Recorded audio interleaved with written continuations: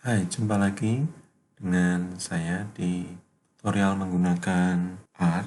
Pada kesempatan ini, saya akan menunjukkan bagaimana cara menggunakan R Studio untuk melakukan analisis item dan juga sekaligus untuk membuat norma.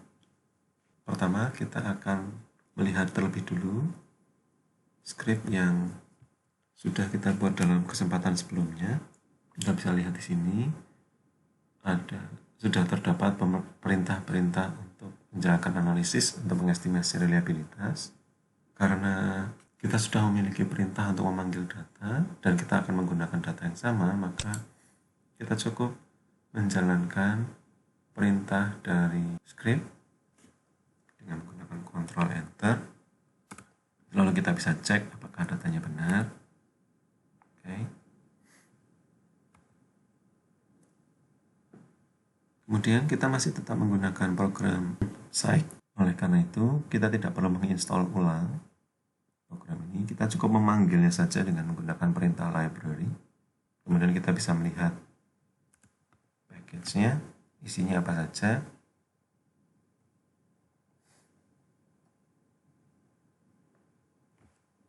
Berikutnya, kita akan mencoba melihat daya diskriminasi item yang akan ditunjukkan dengan menggunakan korelasi antara item dengan total.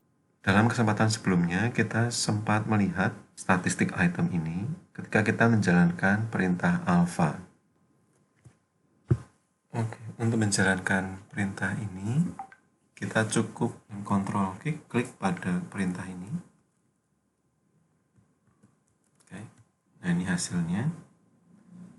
Kita bisa tarik ke atas. Nah, ini kita bisa melihat di sini ada item statistics. Di sini kita bisa melihat ada beberapa kolom. Kolom yang pertama adalah N, yaitu jumlah subjek yang dilibatkan untuk melakukan analisis ini.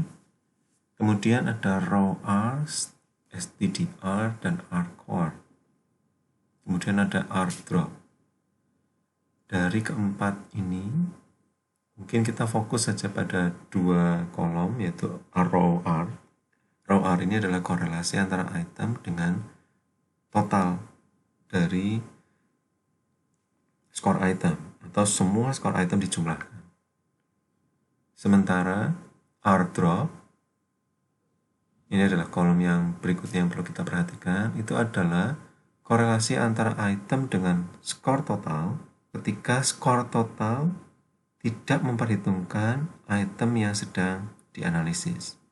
Maksud saya begini, ketika misalnya saya melakukan korelasi antara item 1 dengan total, maka untuk memperoleh skor total, saya tidak menjumlahkan skor dari item 1 di dalamnya. Jadi saya hanya menjumlahkan skor dari item nomor 2 sampai item nomor 25. Jadi item nomor 1 tidak saya ikutkan dalam penjumlahan skor total. Itu yang dimaksud dengan R drop. Mengapa kita melakukan analisis ini? Karena ketika kita melakukan korelasi antara item dengan skor total yang diperoleh dari semua item, secara tidak langsung kita juga mengkorelasikan antara item yang kita analisis dengan dirinya sendiri. Hal ini membuat korelasi item total itu cenderung memiliki nilai yang lebih besar daripada yang seharusnya. Oleh karena itu, kita biasanya memperhatikan R drop untuk melakukan analisis daya diskriminasi item. Kolom yang berikutnya itu adalah min, karena item memiliki skor 0 dan 1, maka min yang kita peroleh merupakan informasi mengenai tingkat kesulitan item. Jika kita ingat bahwa tingkat kesulitan item itu diperoleh dari membagi banyaknya partisipan yang memperoleh skor 1 atau dapat menjawab item dengan benar dibagi keseluruhan item. Dalam konteks nilai 01, maka itu sama dengan min. Oleh karena itu, informasi mengenai tingkat kesulitan item bisa kita peroleh menggunakan kolom ini. Kita sudah bisa memperoleh daya diskriminasi item dan tingkat kesulitan item dari tampilan ini. Lalu apa yang kita lakukan setelah kita memperoleh informasi ini? Dengan menggunakan daya diskriminasi, kita bisa melihat item-item mana saja yang merupakan item dengan daya diskriminasi yang baik. Beberapa orang menggunakan kriteria signifikansi, yaitu apakah korelasi item total memberikan nilai yang signifikan. Tetapi dari penelitian yang pernah saya lakukan, itu menunjukkan bahwa menggunakan kriteria signifikansi akan memberikan item-item yang justru tidak terlalu baik, khususnya ketika jumlah subjek itu sangat besar. Oleh karena itu, dari penelitian yang sama juga kita dapat membaca bahwa kriteria dengan menggunakan korelasi item total itu memberikan performance yang terbaik. Secara khusus, jika kita berasumsi bahwa korelasi yang baik antar item itu 0,3, maka menggunakan kriteria item total lebih besar dari 0,3 merupakan pilihan terbaik dibandingkan dengan misalnya kriteria korelasi item total 0,25 atau 0,4. Oke. Nah, dari sekian banyak item, kita bisa melihat misalnya item nomor 2, item nomor 3, item nomor 5, itu merupakan item dengan korelasi antara item dan total yang kecil, yang di bawah 0,3. Sehingga mereka merupakan item yang perlu dicek ulang atau menjadi kandidat item yang akan digugurkan.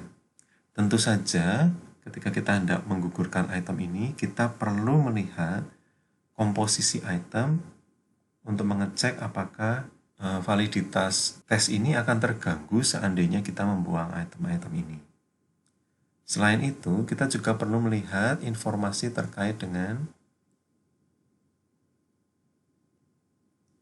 alfa kalau item tersebut digugurkan.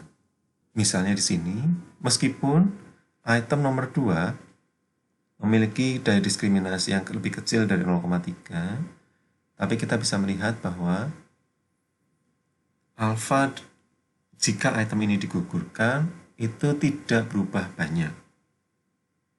Jadi dari 0,83 jika item itu digugurkan dengan 0,83 seandainya item itu digugurkan. Artinya item ini tidak berkontribusi untuk melemahkan reliabilitas tes.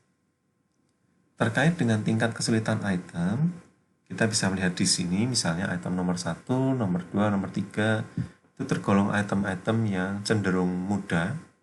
Item nomor 5 misalnya bahkan adalah item yang sangat mudah karena semakin banyak orang yang dapat mengerjakan item ini. Sementara item nomor 6 misalnya itu tergolong item yang sulit karena tidak terlalu banyak orang yang dapat mengerjakan item ini. Beberapa buku menyarankan untuk menggunakan tingkat kesulitan item antara 0,3 hingga 0,7. Saya pribadi merasa bahwa pilihan item dengan tingkat kesulitan tertentu itu tergantung pada tujuan dari pengetesan. Jika tujuan pengetesan hendak memilih mahasiswa dengan kualitas yang sangat baik, maka tingkat kesulitan item dari item yang kita pilih seharusnya itu tinggi. Dalam artian maksudnya tingkat kesulitannya tinggi atau min dari item ini menunjukkan nilai yang rendah. Misalnya 0,2, 0,3 atau bahkan mungkin 0,1 itu menunjukkan bahwa hanya sekitar 10% saja dari partisipan yang dapat mengerjakan item ini dengan benar. Berikutnya, kita akan belajar membuat norma didasarkan pada informasi yang ada dalam slide ini. Untuk membuat norma, ada dua cara. Ini adalah cara yang pertama, dengan didasarkan pada data yang kita peroleh melalui uji coba. Tahapan yang pertama adalah menghitung nilai min, kemudian menghitung nilai standar deviasi dari skor total, menentukan banyak kategori, menghitung besar kategori, kemudian menentukan batas atas dan bawah dari setiap kategori. Baik, kita mulai dari menghitung nilai min dari skor total. Misalnya, kita akan menggunakan penalaran verbal PV sebagai contoh.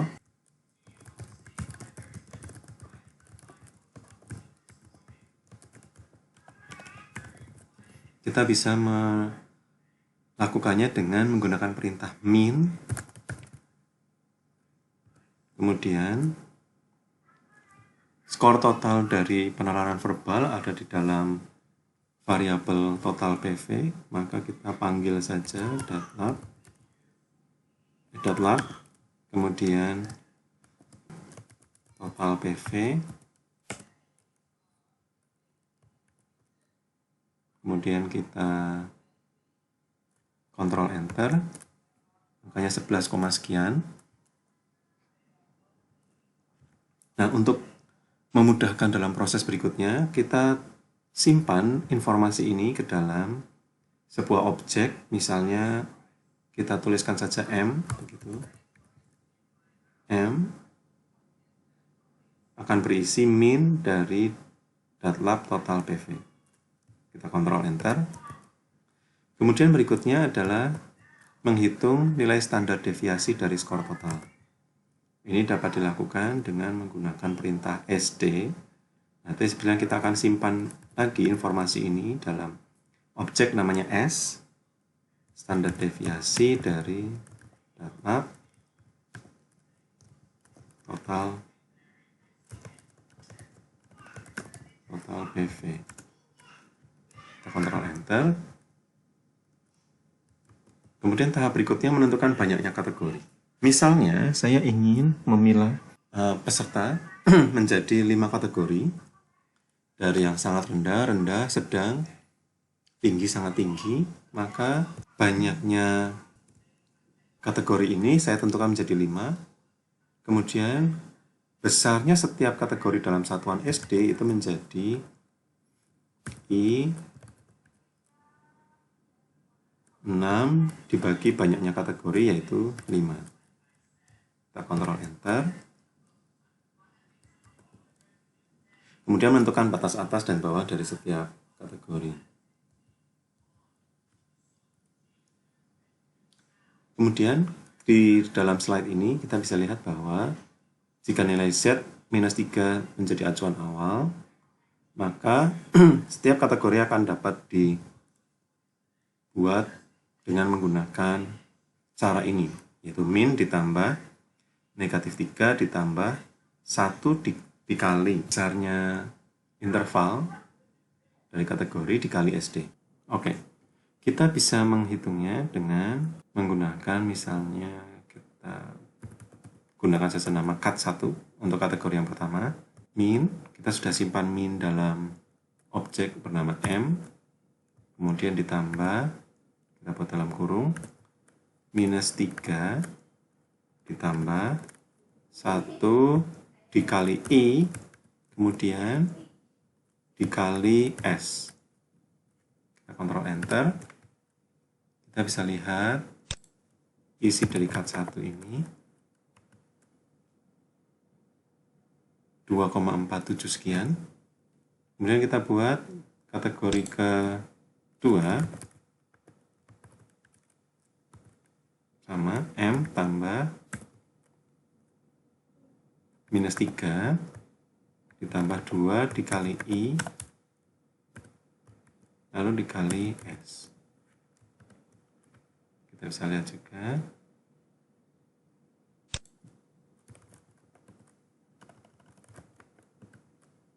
hanya 8, sekian.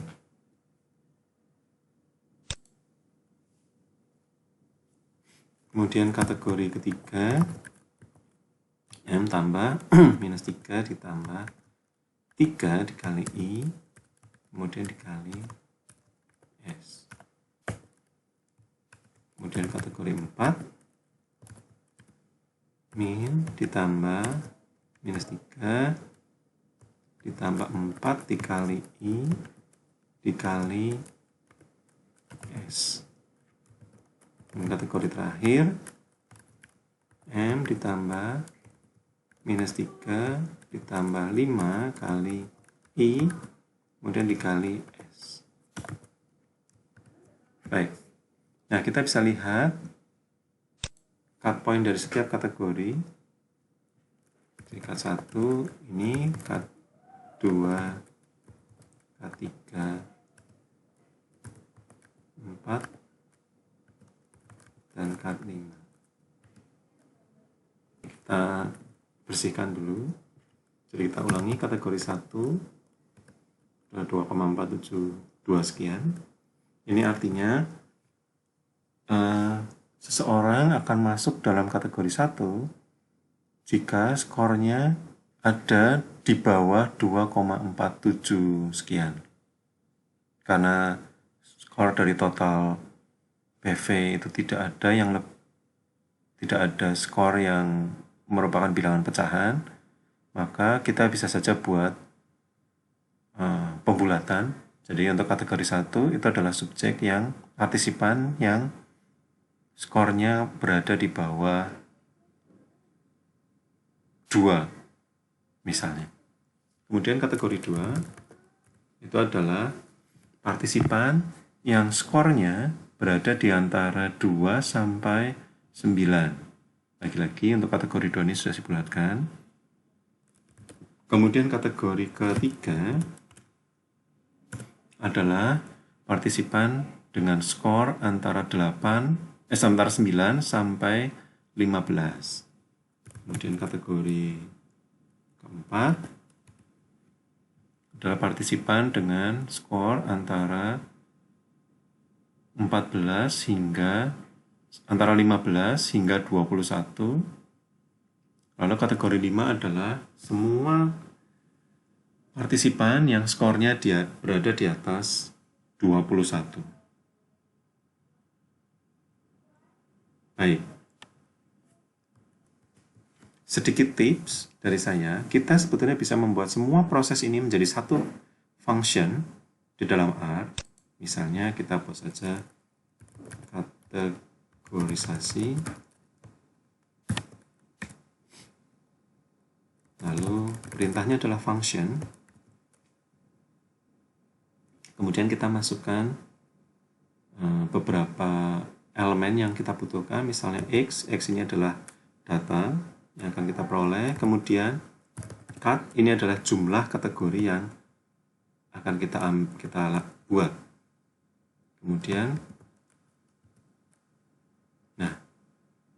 Kemudian perintah berikutnya adalah perintah mencari min, sama M min.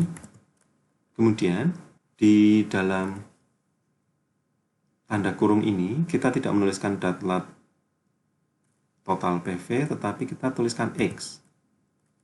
Kemudian untuk SD-nya, SD dari X. Lalu I itu diperoleh dari 6 dibagi jumlah kategori. Jadi bukan 5 tetapi cut. Lalu cut 1 sama, rumusnya persis seperti itu, M plus minus 3 ditambah 1 kali I kemudian dikali S. Kemudian yang berikutnya kita bisa kopikan saja dari perintah ini.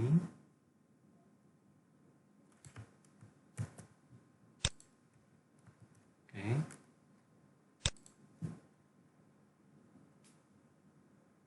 Kemudian yang terakhir adalah kita meminta supaya R menampilkannya. Misalnya kita bisa buat menjadi sebuah list dari M, S, I, kemudian kategori 1 hingga 5. Jadi kita buat saja, ini kita jadikan satu saja.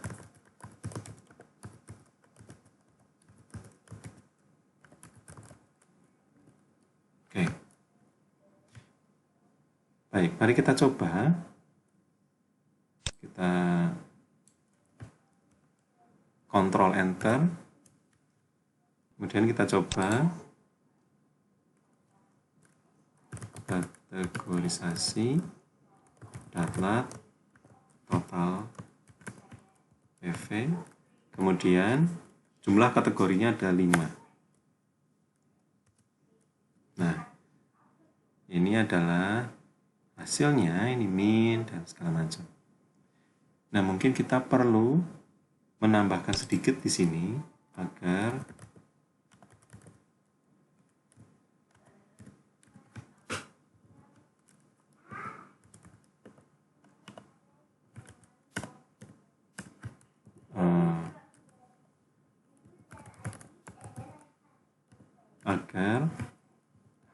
hasil yang muncul itu memiliki nama.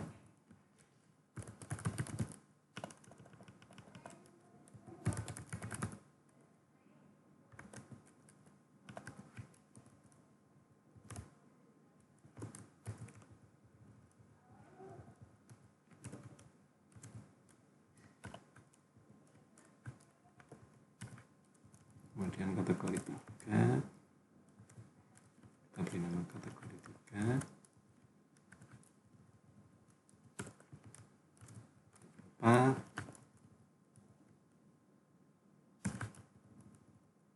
Akhir kategori 5. Oke, kita ulangi.